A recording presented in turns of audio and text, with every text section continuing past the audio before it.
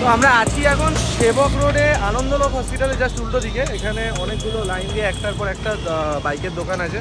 এখানে 8 নম্বর দোকানে বাবুদার দোকানে আমরা এসেছি। এখন 3টে বাইক, আমার বাইকটা, সৌম্যদীপের বাইকটা আর মানে সায়নদীপদার প্ল্যাটিনাটা, 3টে বাইক নিয়ে আমরা এসেছি। 3টে বাইকের কাজ চলছে।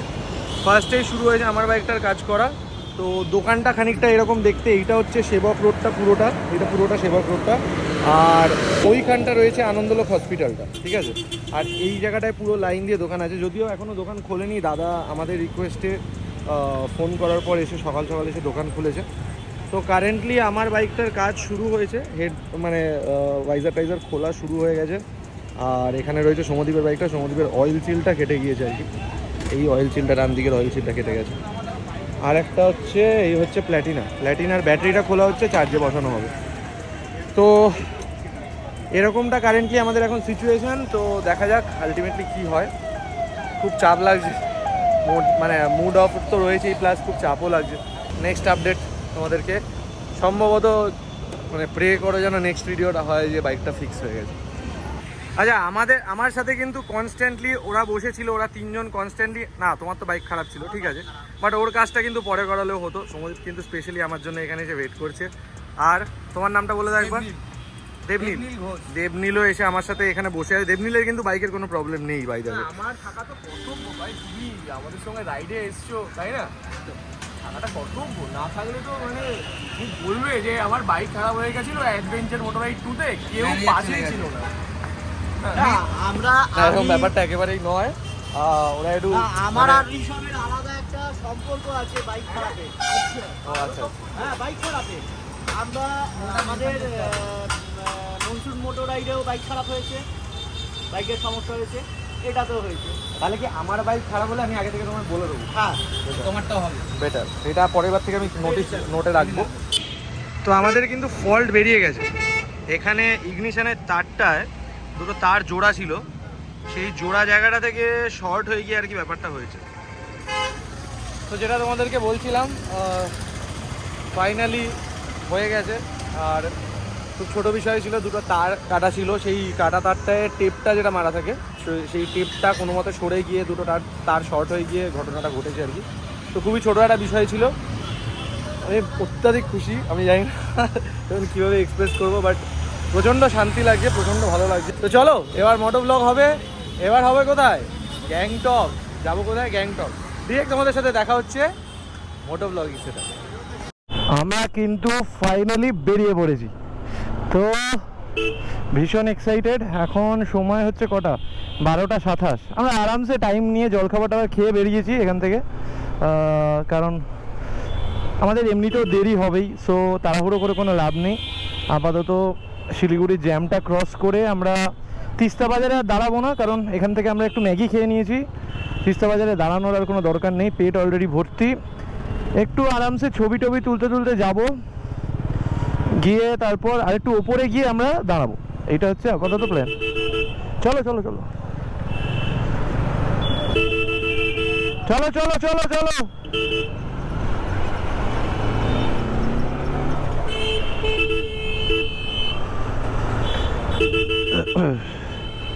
তো গোপ্রোতে আপাতত রয়েছে 83% চার্জ, আর আমার আরেকটা গোপ্রোর ব্যাটারি রয়েছে সন্দীপের কাছে।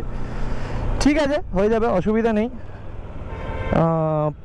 আপাতত যতটুকু পারবো তোমাদের সাথে শেয়ার করব, তোমাদেরকে দেখাবো। তো চলো, adventure motor ride 2 actual adventure starts from here. এখানে দেখতে পাচ্ছ NH10, NH34, NH12 ক্রস করে কিন্তু আমরা এখন উঠে পড়েছি সেবক রোড NH10-এ। মানে ফিলিংটা যদি তোমাদের সাথে শেয়ার করি, অসম্ভব ভালো লাগছে। নিজের বাইক নিয়ে এত দূর চলে আসা, এটা একটা অন্যরকম ফিলিং। বাইকের ওপর বসে বসে যে এসছি, আগেও অনেকবার এসছি, কিন্তু নিজের বাইক নিয়ে এরকমভাবে কখনোই আসিনি। বাইকে বসে আছি, সামনে এই দৃশ্যগুলো দেখতে পাচ্ছি, লিটারেলি আনন্দে মন ভরে যাচ্ছে আর কি।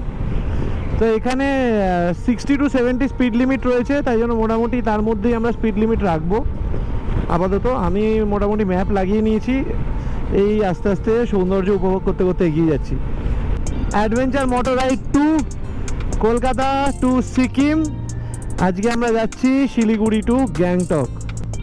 এখানে বলছে Malbazar 44 kilometre, Kalimpong 54 kilometre, Gangtok 104 kilometre.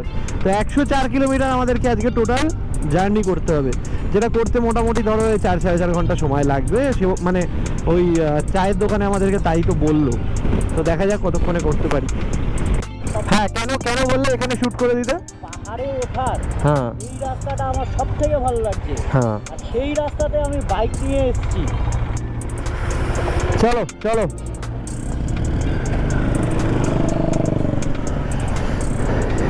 এরকমই আবেগপ্রবণ হয়ে যাচ্ছি আমরা সবাই মোটামুটি।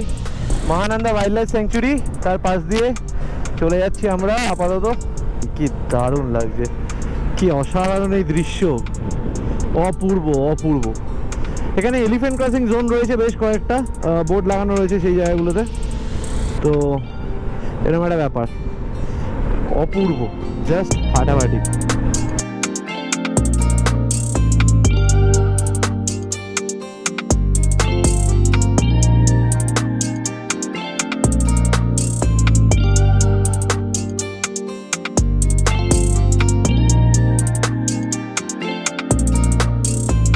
লাগছে পাহাড়ি রাস্তায় এখন কিন্তু অতটা অসুবিধা হচ্ছে না।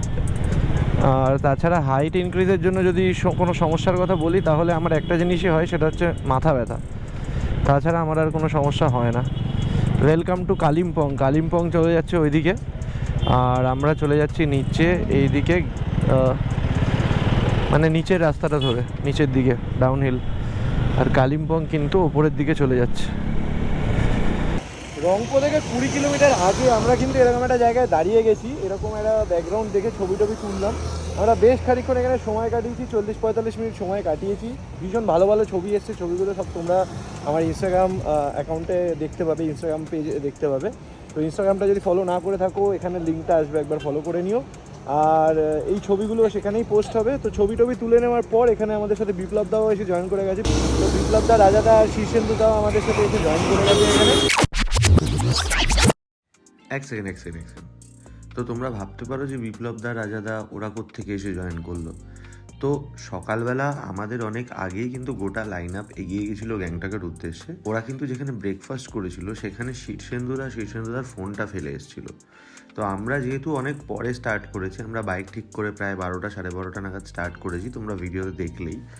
তো তারপর আমরা যখন গ্যাংটকের উদ্দেশ্যে যাচ্ছি, আমাদের রাস্তায় হঠাৎ বিপ্লবদার সাথে দেখা হয়, কারণ বিপ্লবদার টেল। তো বিপ্লবদার শীর্ষেন্দুদাকে নিয়ে ব্যাক করছিল ব্রেকফাস্টের হোটেলটায়, মানে ফোনটা যদি ওখানে শীর্ষেন্দুদা ফেলে আসে যদি পাওয়া যায় আর কি। তো সেইটা একবার চেক করতে ওরা কিন্তু আবার ফিরে যাচ্ছিল।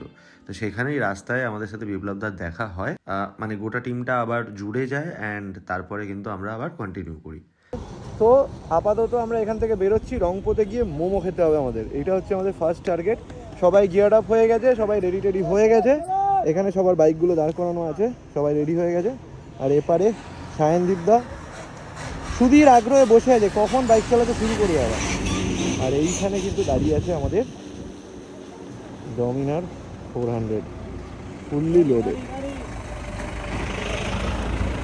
পাহাড়ে কিন্তু অসম্ভব ভালো পারফর্ম করছে, সেটা নিয়ে কোনো ইয়েই নেই, কোনো কমপ্লেনই নেই। পাহাড়ের পারফরমেন্স নিয়ে তো ডমিনারের কোনো কমপ্লেন থাকবে তা কী করে কেউ এক্সপেক্ট করছে। পাহাড়ে কিন্তু অসম্ভব ভালো একটা এক্সপিরিয়েন্স আমি পাচ্ছি। এখানে রয়েছে মোটোলেন্স রেটার। সাবস্ক্রাইব।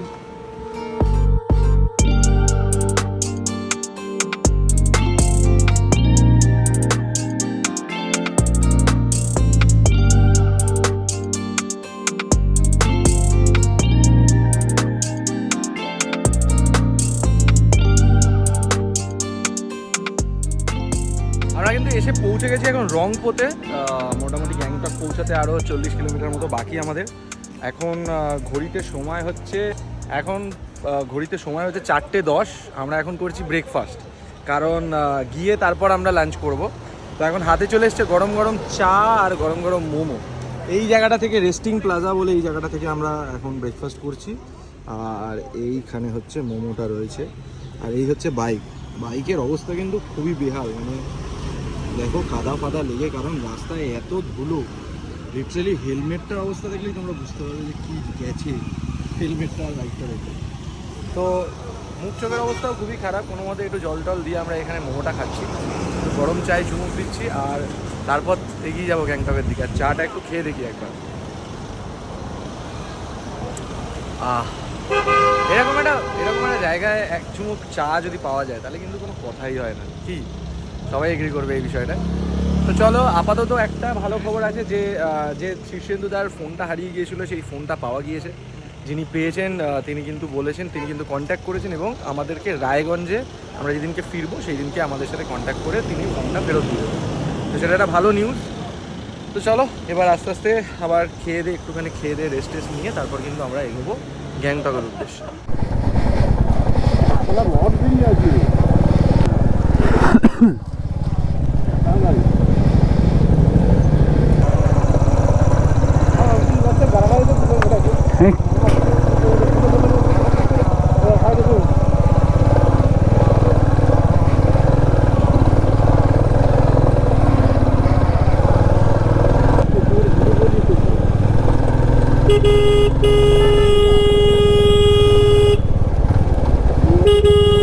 তো আমরা এখন এসে পৌঁছে গেছি আমাদের গ্যাংটকের রিসর্টে। এইটা বেসিক্যালি এটা হচ্ছে ইয়াক অ্যান্ড ইয়েপি বুটিক হোটেল। এখানে আমরা আমাদের বাইকগুলো রেখেছি, কয়েকটা বাইক এখানে রাখতে হয়েছে, সবকটা বাইক আমাদের রিসর্টে ধরেনি। এইটা আমাদের রিসর্ট না, আমাদের রিসর্টটা একটুখানি জাস্ট 5-6 পা এগিয়ে একটা রিসর্টে আমরা স্টে করছি আজকে। আর এইখানে সমস্ত বাইকগুলো রয়েছে, এখানে ট্রায়াম্ফ রয়েছে, হিমালয়ান রয়েছে, আমাদের বিপ্লবদার বাইক রয়েছে, আর আমার বাইকটা রয়েছে। বাইকটার কন্ডিশন একবার দেখো, বেশ পুরো কাদা মাটি লেগে একেবারে যাচ্ছে তাই অবস্থা। বাট এই রূপটা কিন্তু একটা আলাদা রূপ, এই রূপটা দেখতেও কিন্তু আলাদাই লাগে। আর জ্যাকেট ট্যাকেটের অবস্থা দেখো, মানে এত ধুলো বালি। এই হচ্ছে ব্যাপার। হোটেলে গিয়ে তোমাদেরকে হোটেলটা দেখাচ্ছি আর রুমটা কীরকম সেই সম্বন্ধে কিছু বলছি। জাস্ট সামনেই এই হচ্ছে রাস্তাটা, এই রাস্তাটা দিয়ে আমরা এসেছি, এই সামনেটা দিয়ে আমরা এসেছি। আর ওই যে আলো জ্বলছে যেইখানটা, এই আলোটার এখানে, এই জায়গাটায় হচ্ছে আমাদের হোটেলটা। আর এইটা কিন্তু হচ্ছে আমাদের রিসর্ট, এখানেও সমস্ত বাইক পার্কিং করা আছে। এই রিসর্টটার নাম মেন্ডাং রিসর্ট। তো এইটা হচ্ছে আমাদের রিসর্ট, এখানে সমস্ত বাইক টাইক পার্ক করা আছে। আপাতত এখানে আমি লাগেজটা রেখেছি, লাগেজটা নিয়ে জাস্ট ঘরে চলে যাবো। কী ব্যাপার, কেমন রাইড হলো? খুব ভালো। তুমি কি আমার ব্যাগ পাড়া দিচ্ছ? থ্যাংক ইউ, পাঠিয়ে দিই। Very good. কেমন রাইড হলো বলো, কেমন লাগলো? লাস্টের রাস্তাটা একটু খারাপ। তোমরা তো হ্যাবিচুয়েটেড, আমাদের তো ইয়েস বাইক নিয়ে কিন্তু বাইকটা নিয়ে কভার একবারও বন্ধ হয়নি। ভালো। ক্লিপগুলো দেখাচ্ছি গোপ্রোতে, দেখো। চলো রুমে গিয়ে ফ্রেশ ট্রেশ হয়ে নিয়ে তারপর গা হাত পায়ে যা ব্যথা, তারপর আবার কন্টিনিউ করছি ব্লগটা। চলো। তো হোটেলের ভেতরটা খানিকটা এরকম, এটা হচ্ছে রিসেপশন এরিয়াটা। এখানে আপাতত আমি আমার লাগেজটা রেখেছি, আর এখানে একটা জুসের একটা ফিল্টার, মানে একটা ক্যান মতো রাখা আছে, ওখান থেকে জুস খেতে পারো। এই সাইডে হচ্ছে সিঁড়িটা, এই সমস্ত, আর এইটা হচ্ছে পুরো ডাইনিং এরিয়া। Dining area. এখানে আমরা লেবাররা হাত দিচ্ছি, সারাদিন কাজ করেছি হাত ধুচ্ছি। তো এখানে আমরা জাস্ট তাড়াতাড়ি করে খেয়ে নেবো লাঞ্চটা। এখন কটা বাজে? 6:28। 6:28। মেনুতে কি আছে একটু বলো তো, কি আছে এটা? কি আচার? পেঁয়াজ, তারপর প্লেন রাইস, তারপর ডাল, আচ্ছা, তারপরে আছে এটা বোধহয় আলু ভাজা। আলু ভাজা, দেন আলু পোস্ত। ও বাবা, সাধারণ ব্যাপার। তারপর এটা কি, এটা কি জিনিস? রুই মাছ। আচ্ছা, তারপরে চাটনি, অসাধারণ ব্যাপার। টমেটোর চাটনি, ভেরি গুড। তো আপাতত খাওয়া দাওয়াটা করে নিয়ে তারপর আমি আবার ব্লগটা কন্টিনিউ করছি। চলো। কলকাতা টু সিকিমের ব্লগ কিন্তু তোমরা মোটামুটি ইউটিউবে লাখ লাখ বা অগুন্তি পেয়ে যাবে আর কি। এই ভিডিওগুলো কিন্তু ইউটিউবে প্রচুর পরিমাণে আছে, তাও আমি নিজের মতো করে চেষ্টা করেছি আমার চোখ দিয়ে পুরো জিনিসটা দেখানোর। আর আমি অতটা ভালো করে প্রত্যেকটা জায়গার নাম বা ওরকম ইনফরমেটিভ ভিডিও এখনও বানাতে পারছি না কারেন্টলি, কারণ আমার অতটাও নলেজ নেই, আমাকে একটু জিজ্ঞেস করে সেরকমভাবে বানাতে হচ্ছে। বাট স্টিল যেটুকু আমি চিনি, যেটুকু আমি বুঝি বা যেটুকু আমি বুঝতে পারছি, আমি সেইভাবেই চেষ্টা করছি। আমি আমার এক্সপিরিয়েন্সটা শেয়ার করছি আর আমি আমার আনন্দটা শেয়ার করছি।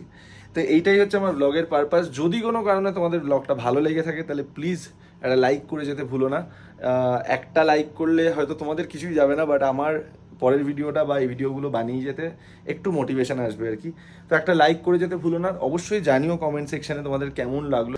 আমার ইনস্টাগ্রাম আর ফেসবুক প্রোফাইলটা এখানে রইলো, সেটাও গিয়ে ফলো করে নিতে পারো। সেখানে কিন্তু রেগুলার আপডেটস থাকে রিগার্ডিং আপকামিং কিছু রাইডস বা মোটো ব্লগিং সেটআপে নতুন কিছু পারচেজ বা ওরকম আপডেটস কিন্তু আমি ইনস্টাগ্রাম আর ফেসবুকে দিতে থাকি। তো থ্যাংক ইউ আমার এই ভিডিওটা পুরোটা দেখবার জন্য। যদি কোনো কারণে ভালো লেগে থাকে প্লিজ লাইক করে দিও, আর সাবস্ক্রাইবও করে দিও নিজের ফ্যামিলি, বন্ধু বান্ধব সবার সাথে। তো চলো, টাটা, টেক কেয়ার। দেখা হচ্ছে তোমাদের সাথে পরের ব্লগে, যেটা কিনা হতে চলেছে গ্যাংটক টু পলাঞ্চি।